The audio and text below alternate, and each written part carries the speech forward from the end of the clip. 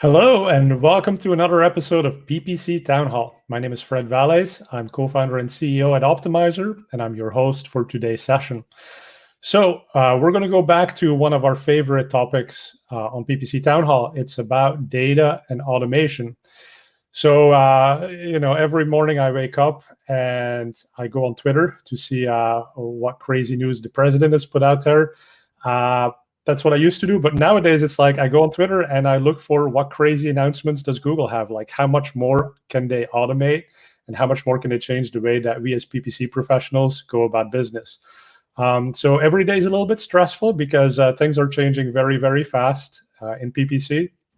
And so that's why I thought it'd be good to have another session and talk about, well, what's the future, right? When Google keeps doing this, when Google takes away search query data, when Google makes it harder to make expanded text ads and it's giving preference to responsive search ads, and when Google is doing more and more automated bidding, and when Google is saying you can do shopping campaigns without even having conversion tracking, like what's the picture on the wall here, right? What is that saying about our future and what do we do?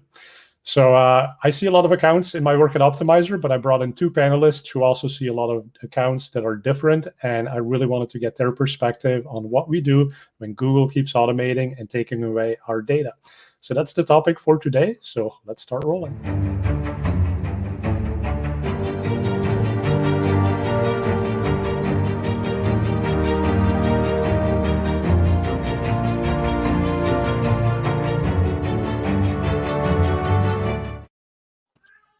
All right, and welcome to my guests for today's session. We have returning Martin Röttgerding. How's it going, Martin? Hi, very nice, very good. Where are you calling us from today? I'm from Germany, still in Germany. It's 6 o'clock here. It's getting dark soon. Well, it's the end of my day. Yes, well, thank you for joining us, and I hope you have a glass of wine ready to go. I think Brady and I were both on the coffee side. So, hey, Brady, Yep. good to have you join us. Are you in California? I am. I'm in California, and I'm not drinking wine yet. It's 9 a.m., so I'm having my cold coffee. Okay, well, you're not that stressed out that you have to have wine at 9 a.m. I hope it never gets to that point. Okay, we're in California. I'm in Irvine, so Southern California. Nice. I'm in Northern California, Los Altos. Oh, so nice. A little bit of a rivalry between those two. Although nowadays, I think we're all like unified with the fires. It's like we got to do something about this crazy stuff, right? I know. It's crazy. Hey, but Brady, you haven't joined us on PPC Town Hall before, so tell people a little bit about yourself and what you do. Yeah, so I am a PPC expert, so relevant to this conversation, but I'm the director of PPC at Directive Consulting. And so we are PPC and SEO for B2B SaaS companies. And so I look over the entire team, very involved in strategies, and got my roots in medical skincare device, B2B sales, doing PPC. Interesting. Okay. Yes, so it was fascinating. Fun place to start. And then, so you were doing the PPC for the skincare, and then you decided to take your skills to more accounts and go the agency route? Yeah, it was a fun way to start. You know, whenever I interview a PPC, I ask, how did you fall into it, right? You didn't major in it. You didn't get an internship.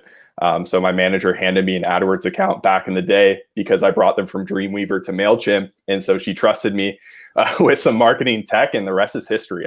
I fell in love with the platform and saw that it could drive results, and so wanted to do it for more companies. Interesting. Yeah. I fell into PPC selling VHS video cassettes that I would pick up at Blockbuster after they were used, and I would sell them to people who did not have a Blockbuster in town. And I was young, so I made a lot of money, what I thought was a lot of money at the time, but it was a fun hobby. Nice. Martin, how did you fall into it? Started as an intern. My first internship 15 years ago, and I stayed at that exact company. Now I'm a co-CEO, own part of the company, and yeah, that's that. Basically worked your way from the bottom and took over. Yeah, you could say that. I mean, we were 2 people at the time, at the beginning, roughly 2, maybe 3 sometimes, and I stayed. Others didn't, but many came along, and yeah, now we are like about 30 people here. Well, not really here because everyone's working from home. Yeah. Everyone except me. Yeah, started as an SEO, actually. Wanted to do the cool stuff, and then I had to go the PPC route because we kind of divided the fields between us. And well, my boss was there first, and he was the SEO expert. So I had to become the PPC expert, and here I am. Well, maybe you thought you got stuck with it in the beginning, but now I'm sure they're all envious of Yep. you got that part of the business. Well, good. So yeah, let's talk about automation. And we got a couple of topics lined up here, but anyone who's watching us live, we are live streaming. So please do ask questions and weigh in through the comment section that's on YouTube as well as on Facebook. If you put those comments in, we'll see them a couple of seconds later. And if anyone wants to tell us hello from where they're located, it's always nice to see where people are watching from. So thanks for watching. Anyway, so why don't we start with an article that Martin wrote fairly recently here about some new Google tax. And I'm going to share that on screen here. So a Google tax. Martin, tell us more. The Google tax. Well, it's not actually a Google tax. I got some pushback on that because someone said it's not Google who can raise taxes. But the thing is that some countries, they want to tax Google, and they started to add, well, Austria and Turkey, I think, they added 5% on what you pay to Google, or what Google bills you. Google has to pay 5% in taxes for that. And Google says, no, we don't want to pay that. We pass that on to advertisers. They also do this in the UK, where it's only 2%. And I guess other countries are to follow, because France has this, but it's held up because I think the US administration put some pressure on France, and the same in Spain. And so they went back on it, but I think it's coming to other countries as well. Interesting. And so for us based in the United States, like, how does that work? Do you actually, does the CPC on the back end get increased, and so the tax is built in, or do you get it charged afterwards in a separate invoice? Well, I think if it would be factored in, which would be, I think, the right thing to do in theory, then no one would be paying it, because in Google Ads, you control your bids, you control your budgets. And if you do this and you have, like, I don't know, you have a bid of $1, and now 5% of those 100 cents goes to the government and 95 go to Google, nothing would change for you. You don't care if Google gets your money or the government gets your money. It's just gone. So what Google does is they add this to the invoice. So after everything is said and done, at the end of the month, you get your invoice, and there's like the 5% charge for those countries, or maybe 2%. So Google doesn't really... Nobody likes paying taxes, let's put it that way. Nobody likes paying taxes. So what are the optimization strategies to... I guess you can't say the words, right? Not pay taxes, but how do you optimize your taxes? Yeah, well, usually... you already know how much you want to bid and how much you want to pay. And if you have to pay 5% more, then okay, you will dial everything back like 5%. So it comes back the same. You have your bids, you know what's profitable for you. You usually can't afford to just add 5%, or at least you never wanted to. So you just go a bit back.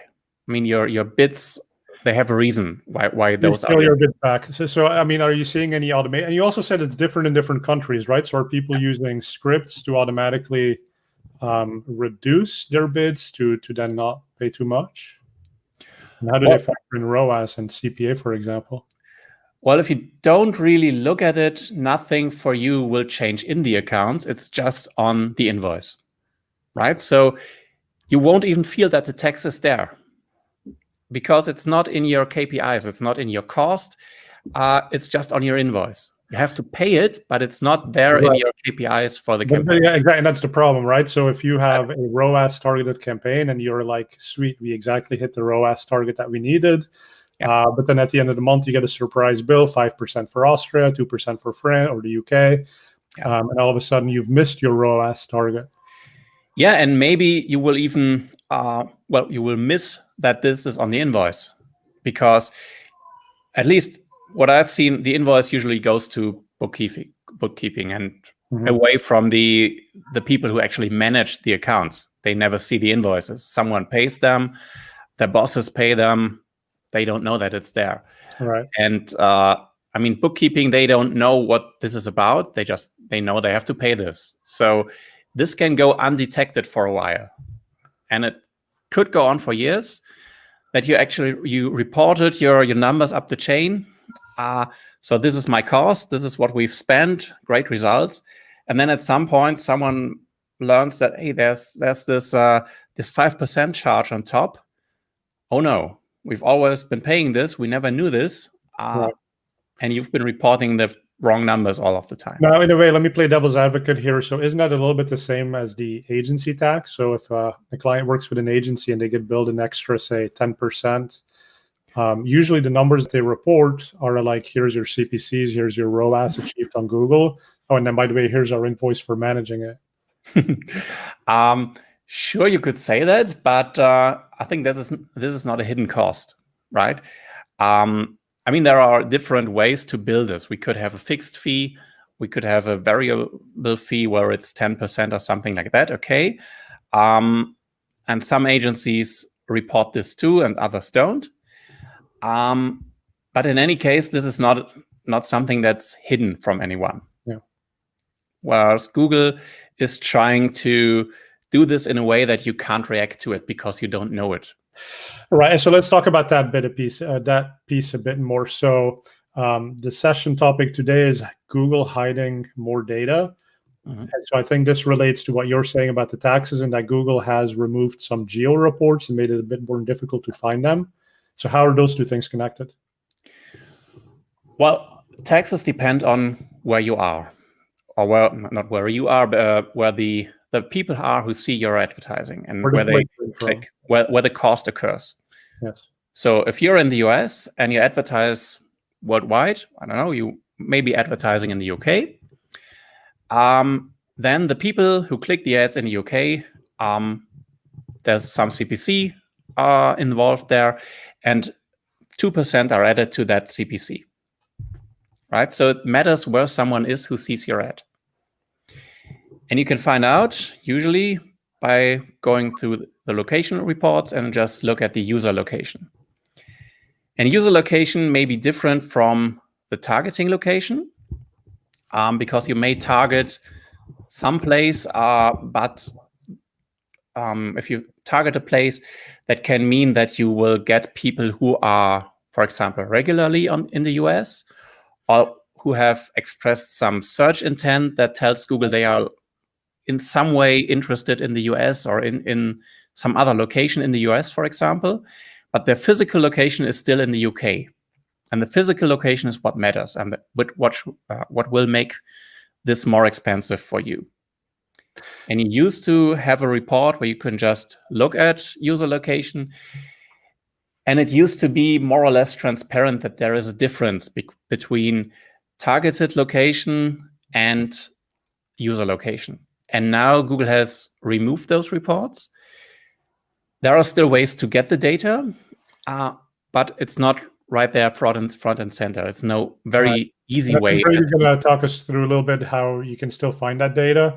But it's also, we had the episode last week with David Satela, and one of his tips was make sure that you look at your geo targeting and you are aware of the difference between physical location and location of interest, because that does make a big difference. But then it's funny because he gives that advice, but then on the back end, it's now become so much harder to actually measure when Google's doing one versus the other. So Brady, walk us through how you guys as an agency could still see that data.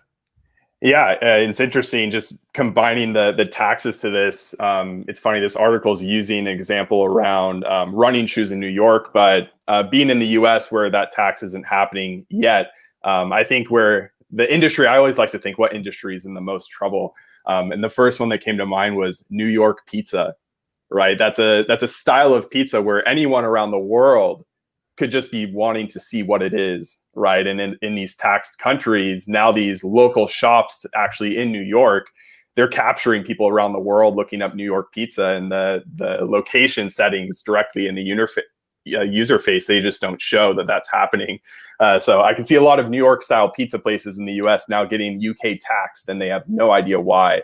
But to find that information, like we mentioned, it's not in the locations directly in the user interface anymore. So you have to go to reports, which is in the top right corner of the interface, and then go to custom and build your own report. And if you go in the search bar of that report and you actually type in user location, you will then have options to put in your rows that will show the user's actual location. So it does still exist. Any advertiser can still see, hey, am I a New York local pizza shop in the US getting traffic from the UK? Because in the interface, if you just go into locations, it will say New York as, I believe it's called a matched location. Right. And so if someone in the UK, if they looked up New York style pizza, they would still come in the interface as New York because it was a matched location. And so you can easily think none of your traffic is coming from the UK when in reality it is. Right. Good. So that data is still there. It's just become a little bit harder to find it. Do you guys think this is a first step towards kind of like getting rid of that data, kind of like they do with some other things? I wouldn't think so, because, well, I think Google is just making it harder. They are just trying to delay people from being able to work with this. I think it's kind of strange that they do this. I think it's a mistake to do it this way, because I mean it's so obvious. I mean, you just had the screenshot with the old interface where you could, with the old reports selection, where there were predefined reports, and now they are just gone, and there's no value to removing these predefined reports. Right. It's not like you're saving any space, right? It's yeah. And there's no like privacy concerns, so it's a little weird why they're doing this. Yeah. But I guess the good news is the data continues to live in the API. It's still in the report. So for those of us who want it, it's there.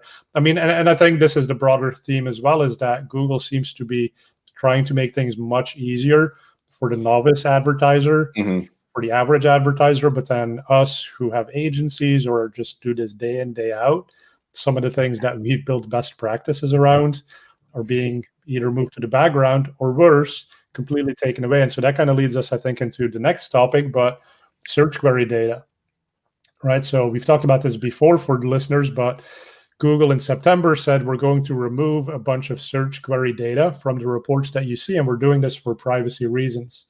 I'm still trying to puzzle together exactly how that privacy component works. And I am an ex-Googler, so I do believe that when they say these things, they probably mean these things. And there's probably some like weird corner case where somebody can construct personal data from a whole bunch of queries, right? But the pain that we're seeing as advertisers is we have so many best practices around search query management and looking at your search terms reports. And so what you see up on the screen here, this was Matt Umbro. He was looking at what percentage of his search queries became basically invisible. And it went from 4% for one account in August to 37%. Right, so 1/3 of his traffic all of a sudden became invisible, and that's based on clicks. That's not impressions. That's clicks that he actually pays for, and he sees that he did 5 accounts. All of them are, as high as 37%. Brady, what are you guys seeing?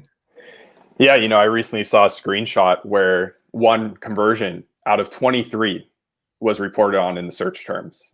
So very extreme data, but yeah, we're seeing the same thing. And we're seeing this being a struggle for low volume accounts. So those accounts where you can actually spend every day in the search term reports and you can read the search terms and you can make your moves based off of that. A lot of those accounts, I believe, are struggling with it.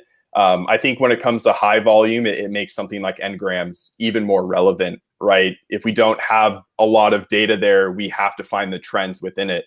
And we have to collect the data for searches using the word free, assuming a lot of the searches we aren't seeing them are probably using it too and making those decisions and having some visibility to what we're currently blind to. So I do think it makes things like Ngrams more relevant, but when it comes to low volume accounts, I do see it as a major struggle and really tough to have a solution outside of being patient and keyword stuffing exact match, which I don't think is the direction we want to go in. Yeah, exactly, because exact match isn't even exact match anymore.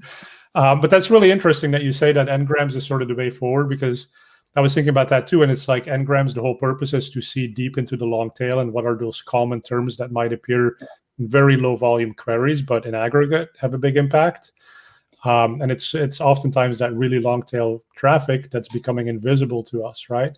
But you're saying that, I guess based on statistics, if you see a pattern in the head of all the searches, that pattern probably exists in the tail as well. Yeah, if you see a pattern within the searches you have access to, you can assume that still shows up in the searches you're blind to and make decisions that are impacting based off of that data that we don't have. Right. And so then when you use n-grams, is it now more about putting in negatives, or do you still use that to then also say, hey, well, we should probably add a few keywords? We don't know exactly what the query might have been, but at least these words should have been in it. Yeah, I think that's where maybe a 3-gram could be relevant, right? If you have that data and you can drop in a phrase match or a broad mod off of it. But I think mostly for negatives, and to my route that I don't think is ideal earlier, maybe you could start collecting exact match, but I think that's where the actual search term comes in handy and not necessarily an n-gram doing exact matches off of what you see in there. Yeah, and I want to talk a bit more about some other tools you use to do like keywords, given the lack of search terms. But Martin, I want to go to you first. What are you seeing in terms of the search terms data changing? Well, in the post you showed before, I argued that this is kind of a diversion. I don't want to go full conspiracy here, but I think the timing is perfect because everyone is talking about this and no one's talking about the text thing, which I understand. Actually, I haven't done that many big analysis in our accounts because everyone else has, and I think it's kind of the thing that we won't change. It's like, it is what it is. Google won't go back on this because this is done officially for privacy reasons.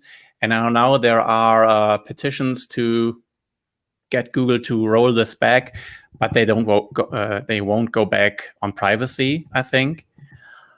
And I think what we should better push for would be some alternatives. And what would be really great would be to have n-gram data from Google, right? Because yes, Google doesn't want to give us this specific data, an impression here, this is a search term. Okay, that's okay. But if Google could give us n-grams, aggregated data where privacy is not an issue anymore, that would help very much. Right. So do the data obfuscation or the privacy obfuscation for us. Interesting. Have you talked to anyone at Google about that, or? No, because, of course we have agency reps, but they have different problems. Sometimes you talk to them about this and they have never even heard about that problem. They don't know about search query data. I mean, they don't know it internally until we and other agencies start to complain. But for them, this is not that big an issue. Right. And let's talk about that disconnect for a second, right? So when you work with a Google rep or really anyone who's newer in the PPC space and who maybe didn't grow up with some of the best practices that we've gone through, and who comes into a world where machine learning and AI is like the buzzword of the decade, they say, well, yeah, I mean, sure, machine learning can figure that out better. Like, why would a human manage search terms? I mean, our counter argument would be, listen, we still know something about the businesses that we work with, and we can take that nuance and we can use that to basically unlevel the playing field and take some advantage of the system and win a couple more auctions and have a slightly better, lower cost per acquisition, slightly better return on ad spend. And that is why we want this data. That's why we want these levers, right? But how do you make that argument to someone who maybe hasn't been there and believes the AI story so much and more? How do you make this argument to someone who has no way to change anything, who won't even talk to their bosses about this because no one cares? I think that's the disconnect that we see in our reality. Right. And I get that, right? I mean, that's disconnected, but at the same time, like, listen, we're out here educating, and the more that we can. See, the problem is sometimes a change gets made and advertisers rise up in revolt and they say, I mean, this is a horrible change and Google's evil and Google's trying to like screw with the advertisers. Mm-hmm. That's most likely not what Google's trying to do. It's just that there's a lack of information there, right? So if you can go to them and say, well, here's actually what we did and here's the actual impact on our business, right? And so, and that's what makes it a little tough too, because what I would love to be able to go and do is say, listen, Google, if I had these search query, these search terms, here's all the new keywords I would have added, right? And I would have maybe bid more for these keywords. Yeah. And so, maybe. Yeah. But also have excluded some of them. Well, I think the thing, obviously people would exclude them as well. Yeah. Right. And Google's going to look at the big picture then, right? And the problem again becomes they look at averages. So does the average advertiser do better? And that's kind of their metric, because then they can bring more novices on board. And if that means it comes at the cost of the experts having a little bit less of a good result, that's probably a trade-off they're willing to make. I think in this case, we have several things that are in Google's interest. One is privacy, and they can't go back on that. And privacy is always a reason for them. The other one is they can prevent us from excluding things, which is something they want, or they don't want us to exclude things. And also they don't want us to spend too much time managing this stuff. They don't have anything against us doing it, except that this makes the whole system more expensive because someone has to pay the people who do this. And I think there's this mindset, maybe a Silicon Valley thing, where I'd say Google thinks they know better. Mm-hmm. And I think they have this trust in the technology and that they can make it better. And yes, they look at averages, and on average, many of these things may be true. And we look at our own cases and we don't believe it. Even though some of us are certainly wrong about this, I don't know, in this case, in other cases, Google has changed a lot over the years, which we didn't like. In some cases, I think it was okay and probably a good thing, even though people revolted. Yeah. And maybe it becomes a political discussion now, right? But it's like, is Google trying to democratize the access to successful PPC? Right. And we can all acknowledge, I think, that PPC has become really difficult. I mean, just the number of buttons and dials that you have in a Google Ads account nowadays, like if I was looking at it for the first time, I'd be completely overwhelmed. Right. So, but is that kind of the socialist approach where it comes at the cost of, maybe the people at the high end who were really successful at setting all these dials the right way to get the most success? And now, there's kind of a penalty on them to help support the novices. I don't think that's the intention. No, I don't either. I think, making it easy to opt into the display network when building a search campaign, I don't think having the search net or the display network hard to opt into was, a challenge for novice people, right? So moves like that, everything we're talking about, I'm so curious what the financial model meeting is behind these decisions, if that does exist. Right now, I'm kind of being a conspiracy theorist myself. But I always think to what is the revenue model of making opting into display network the automatic setting when building a search campaign and having it a click away to remove it. Even search term reports, I've always been fascinated the fact that it's buttons away versus keywords being right there in front of you. Right.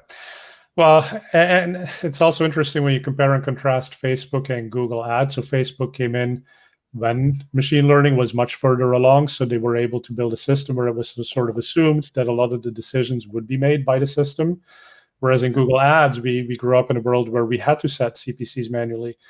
We didn't have conversion tracking. Like a thing like CPA just didn't exist because we couldn't measure it.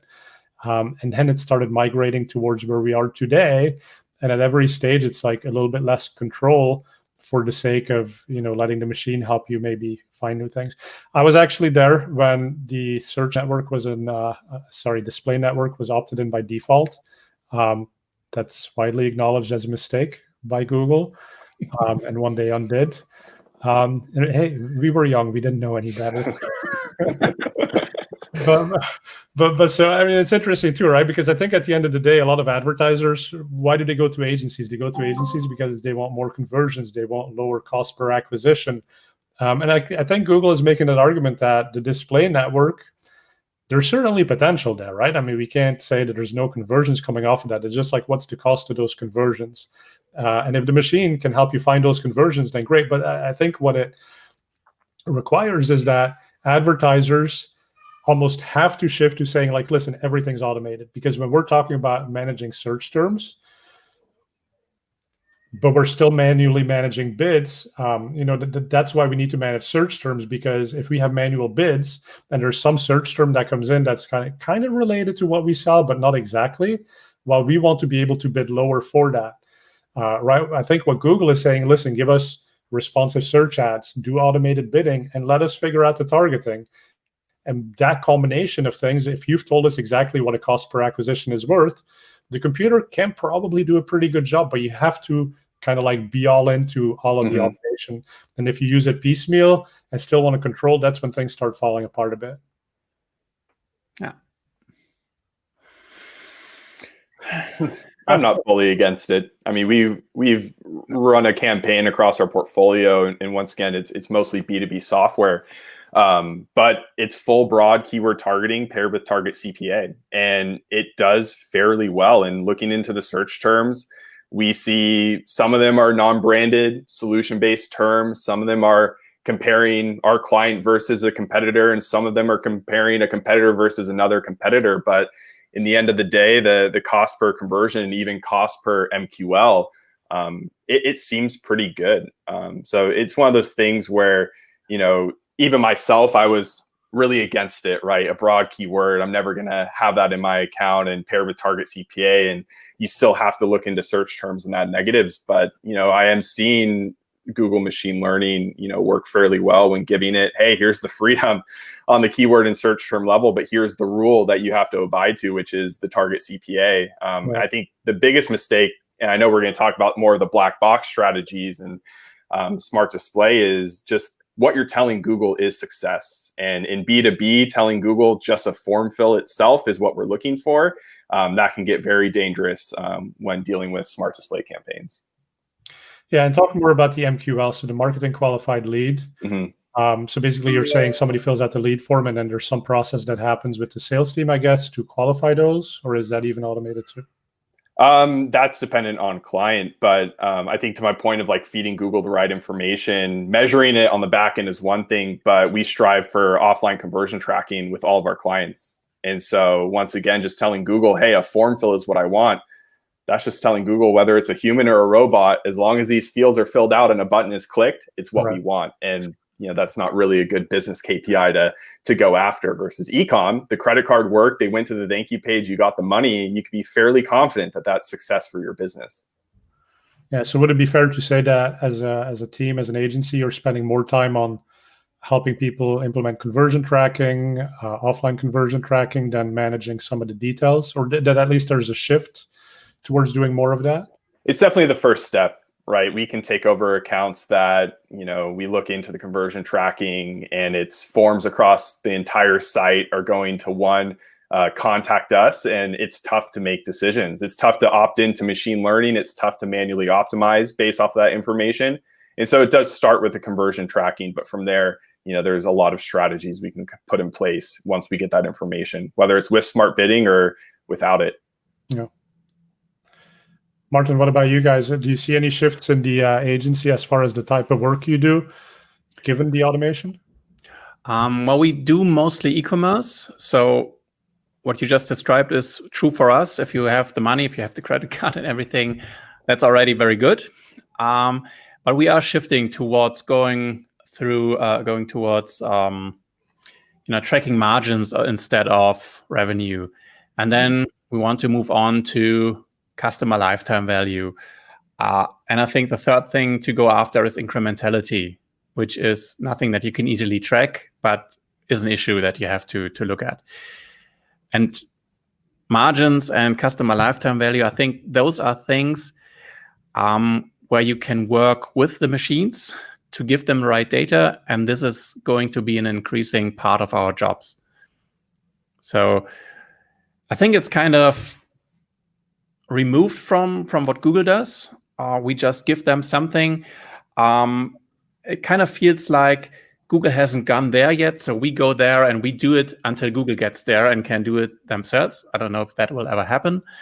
But this is certainly something that we can still improve on and which will be more important in the future. Right. It almost feels like, when you think about the Google ecosystem and Google Ads, and what we used to manage was like at the core of that system, which was the exact targeting, the exact bidding. But now we're getting more and more to the edges, and like the Google system manages itself, but what we manage is inputs into it, as far as what is a marketing qualified lead, what kind of attribution model do we need to put in place so that we correctly value, the whole funnel. And Brady, you were talking about that too a bit, right? Like how we're going from just being the PPC experts putting in keywords and ad texts to maybe having to think a little bit more broadly about campaigns and traditional marketing campaigns. Yeah, it's interesting. Even what Martin brought up, when it comes to B2B software marketing, we're really looking at doing it on an LTV CAC model. And so modeling that out, not just for Google Ads, but for every channel we're dealing with, and really helping the client on that level. And so, it's less like, hey, you're paying us this retainer because we know the keyword match types, right? And we know all these different alpha beta structures. It really is, we're bringing ourselves up the ladder in terms of the decision-making process and the modeling process of these programs that we're running in. Google Ads is one of many online advertising programs that our clients are using. So we do find ourselves having more conversations like that. And then the post-click, when it comes to landing page optimization, A and B testing, what offers are out there, keeping a pulse on the competition, what are they telling users? We have more time to look there as well. And to me, that's exciting, right? We get to spend our time looking at the competition, checking out their page, reading it word for word. What is their call to action? Putting it up against ours, reading ours against it, seeing, is this the decision I would make? Because that's where we're seeing a lot of our results come from, especially as we're losing control of the levers. And, I tell my team, I think the white space of Google is gone, right? There was a heyday where you could find that keyword, you could find that time of day, and it makes you a lot of money. And so you put those settings in place. And I think that white space is gone. I think you have to fight at the top of Google and accept that cost per click, and the optimization beyond that and the modeling has to make sense. Exactly, and that's why it's so important to have a great converting landing page. Yes, because we can debate like paying, well, and it's not even 5-cent cost per click more, but in many cases it's like an extra $10 cost per click if you don't optimize. But you could actually derive more value from just doing some conversion rate optimization. Yeah, Martin, go ahead. No, just Martin, curious. Maybe let's talk about the whole black box thing, right? So. I think Brady's making the point that you go full funnel, you do more competitor research. Like, how do you see one company being more competitive when everyone's using the same black box automation? Yeah, I think a big part of this comes down to what you put into the machine, like in terms of conversion data, in terms of signals, not just measuring the conversion post-click, but also how can we give it more signals, micro conversions, whatever, to just give it more to work with. The other thing is in terms of product data, for example, or maybe in terms of if we talk about DSAs, dynamic search ads, where it's about your website that Google has to understand. So if we can give Google better input there, then Google might be able to get us better results. I think that's kind of not really satisfying if you are used to being able to control everything. Now you can just have someone else do everything, and you just have to, work for them. But this is certainly one thing that you can do. The other thing is not everyone is using the same black boxes. I mean, there are still differences. And what Brady said, that that traditional marketing, like looking what's your KPI, what are your USPs, what's the messaging, for example, what's the right messaging? This is still something that you as a human have to do. Yes, there are responsive search ads that mix the messages up, but this is only as good as what someone put in there. And I think it's a mistake to think that the machines can do everything by just mixing things and throw a lot of things against the wall and see what sticks. I think is the impression. And just see what works. I think it's if there's a human who can relate to the audience and who know what their worries might be and what the selling points might be, they will always do better than the machines alone. Right. Now you're a big fan of scripts and automation, right? Ad customizers and scripts. So yeah. What does that mean? Customizers are really one of my things, my favorite things about Google Ads. And yeah, I fear that things like these are going away because right now we can also set ourselves apart by using Ad Customizer, for example, and some other stuff. And if Google automates everything, I think what I'd like to have would be a world where Google gives people a lot of automation so that that everyone can use Google Ads and use it reasonably well. But the experts, the people who are willing to do a little more, that they can still do a little more. I hope this is the world we're going to, but I'm not really sure because ad customizers aren't compatible with RSAs. So I'm not sure. It's an advanced feature, but it looks like I don't know. Is it going away? I don't know. It hasn't been updated in a while. Mm-hmm. Yeah, but and then I guess a lot of stuff hasn't been updated in a while, partly because the API issues they were having. So they were transitioning to a new API that was supposed to happen in late 2018. They launched it. It was broken. They went back and spent more than a year fixing it. It just now came out. So even stuff like scripts has fallen really far behind in terms of development because I think everything shifted to fixing the new API. And now because that's kind of the core of the system, right? And now that that's fixed, hopefully we start to see new capabilities. But about that, for some reason, we have been using the old API, which is the AdWords API still, not the Google Ads API, from 2018 is the last update. And I just realized that there's nothing I miss. I mean, Google has evolved, but there's nothing I miss because Google, the evolvement they have done is usually around stuff like discovery campaigns or local campaigns. So all these black boxes where you can't do much anyway. And all the things I like to automate is still about shopping, about search campaigns, and everything's there in the old API. But not everything, right? I mean, and so that's sometimes the mistake too, is that people say everything's there, and then Google's like, "Oh, great, we've done our work." But even like competitor data and auction insights, I don't believe that's in the API, and that would be tremendously useful. No, okay, but that's never been in the API, and I think it's not in the new API. Maybe I haven't looked. No, you're right. It's not in any of the APIs, but like our customers, right? They look at why is my cost rising? And if we can explain, well, it's not because of the agency, it's because a competitor came in, well, okay, that justifies a lot. So now the agency doesn't have to fight to keep that client, and they can actually focus on strategy. So I think there is a lot of value that could be gained from Google exposing some of these things and making them more absolutely consuming. But okay, I get your point too, that you're saying all of these new things are basically black box. And so when it's all black box, are you saying you'll just set them up in the Google Ads interface and then there's nothing to manage, so who cares? We care. Yeah. I mean, this is why I haven't missed any functionality from the API, I think. I mean, there is just nothing new where I thought that this is something that I'd like to manage. Maybe I'm just out of date.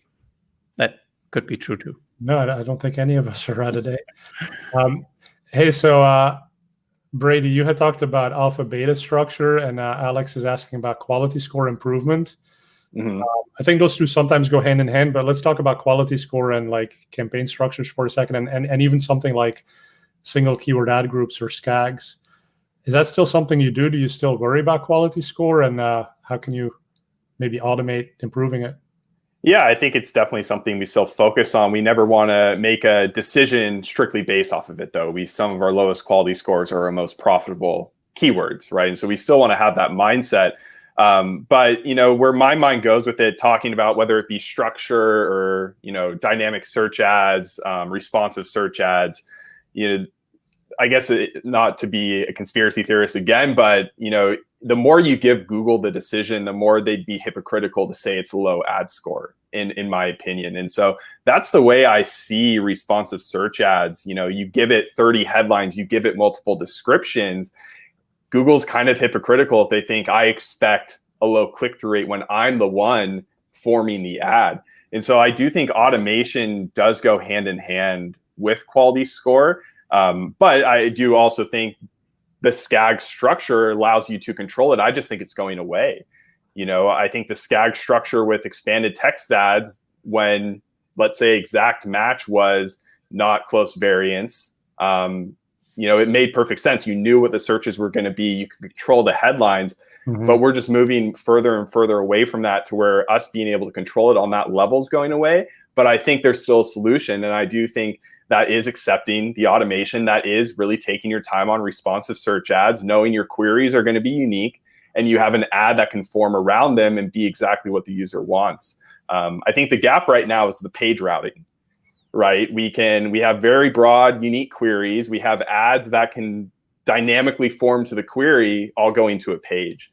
And that's where, I think we're going to talk about it maybe later, but that's where my thoughts around DSAs being the future is more on the page routing level. We're still kind of constrained there. The more broad we get with targeting and more responsive we can get with ads, it's still going to one place. And I think that's where it breaks. And I think Google's moving in that direction. Right. And again, maybe it's the point I was making earlier that if you really want success with automation, you got to automate everything. And if there's even one piece that's not in line, like you're saying with the page routing, then it breaks apart at that last stage. And then you have low conversion rate, even though the bid might have been right and the keyword might have been right. But now we complain about the performance, right? And that's the tricky thing, because at the end of the day, like Google might be listening and is like, oh yeah, there's another thing we should automate and give them less control over. They do, we'll complain more.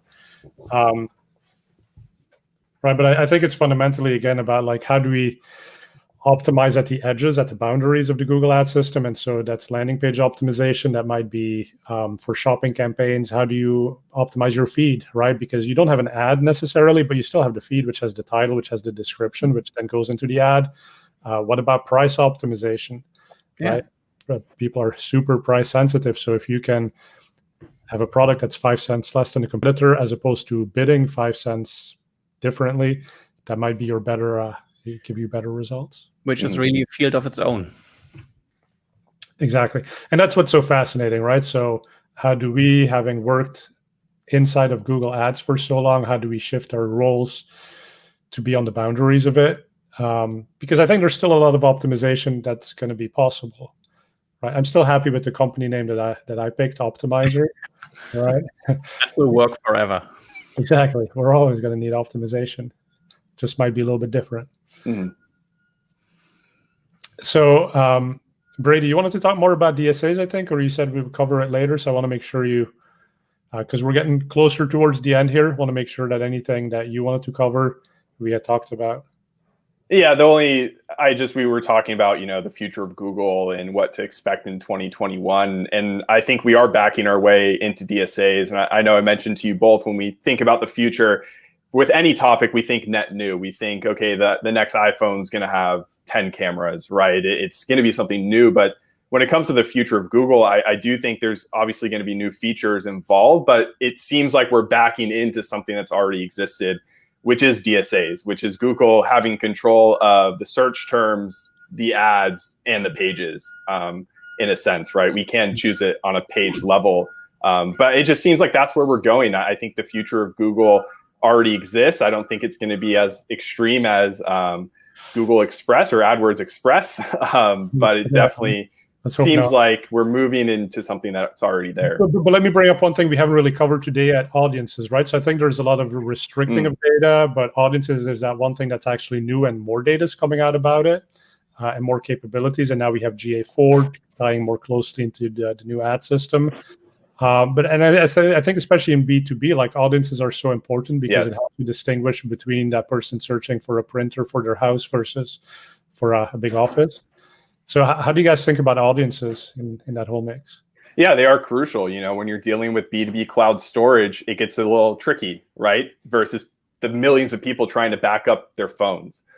So audiences are definitely necessary. And even talking about the black boxes and how do you compete, I think building your own audiences and what are your efforts before Google to create brand awareness, to educate people on the problem that your solution solves. How are you building those audiences and having campaigns in Google specifically for them? Because yeah, if you're, let's say, the third ad for that primary query, you're the company that they learned the problem from. You're the company that they already trust, and it disrupts any algorithm that the competition is running off of to position themselves for that same person.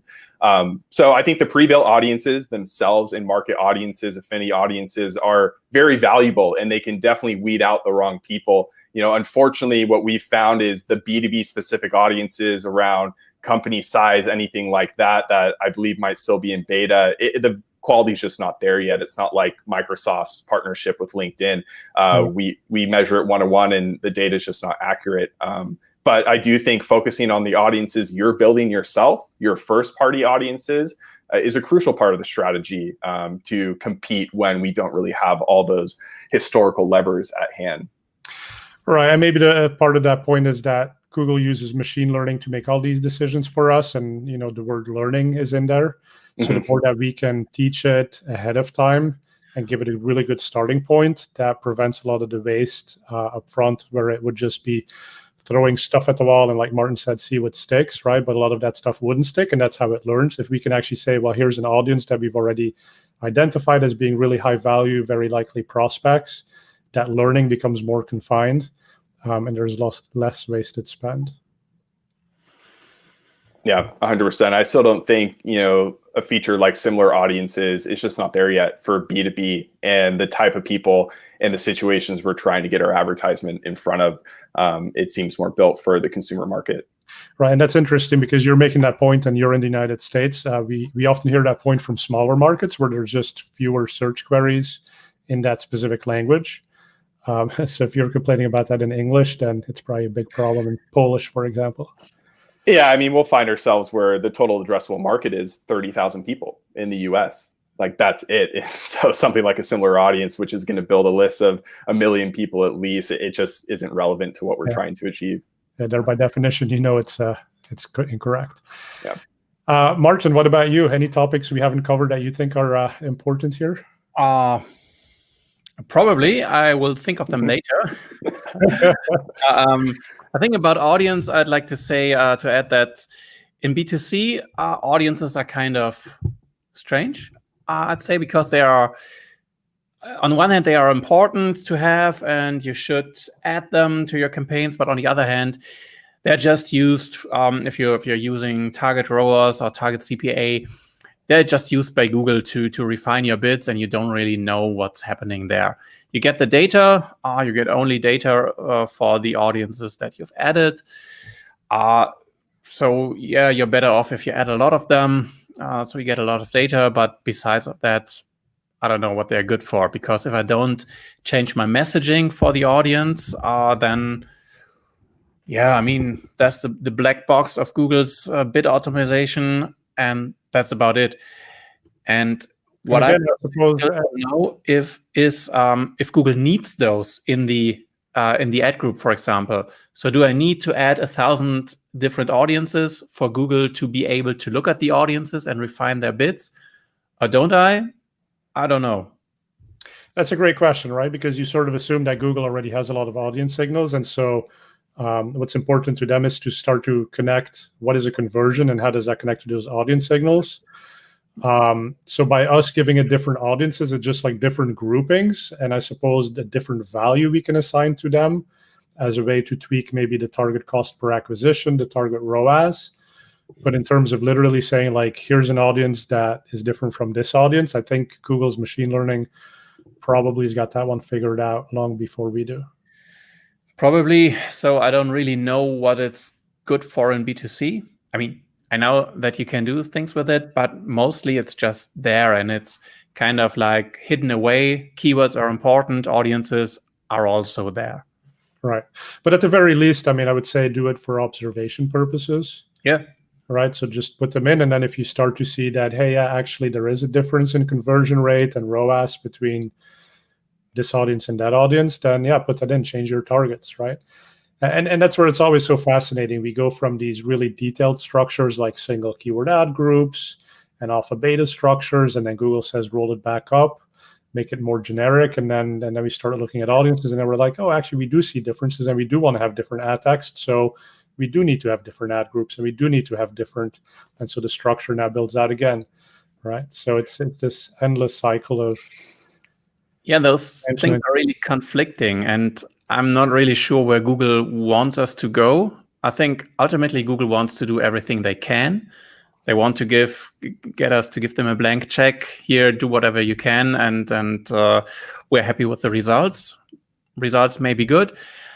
And that was actually Eric Schmidt actually did say that at an internal meeting way back when. He was like, really the vision of advertising was that someone should be able to write a blank check and say, what is your business goal? But I think where it always breaks down is, as an agency, you talk to your client and it's like, what's your goal? So many clients cannot formulate what their actual goal is, or they state conflicting goals, or they don't know how to measure that goal. And until you have the day when that's solved, like Google just cannot take your blank check and do a good job for you because they're going to do what they thought was the good job. And then you look at it and you're like, well, actually, you told us wrong what to do, right? And that's the problem with machine learning. Until you tell it what the actual goal is and the actual value, its hands are bound. So this is something that we as agencies can still do. I think we should, right? I mean, that's the value that we bring, is helping the client understand the system that we're playing with and what that system requires to successfully achieve the outcome, and defining what the outcome is that you want. Is it profits? Is it revenue maximization? Is it just new customer acquisition, and fine if it's at a loss? Right, but you have to be very clear about that before the machine can do its thing. And honestly, I mean, even if it's not the machine doing its thing, like if it was us humans managing it, we still need to know that too. I mean, I was just talking to an agency last week and they were like, well, we're not real happy with the results that we're seeing in this one campaign. I was like, okay, well, let me take a look at it. And we're like, and maybe the conversion tracking was broken for a few days last week, but we're not 100% sure. And it's like, well, what do you do then, right? You can't figure anything out if you don't know the data is correct. Yeah.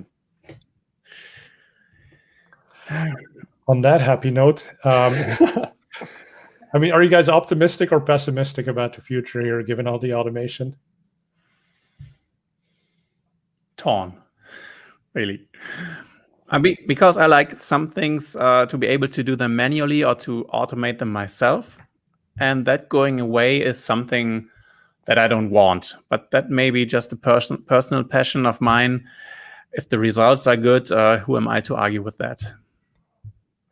Yeah, I think for me, if I were more of a PPC technician that lived in the spreadsheets and did the data exports all day, I'd be a bit confused. But my passion is in advertisement. And so, I get happy sometimes when I think less time in the platform and more time thinking about the call to action, the offer.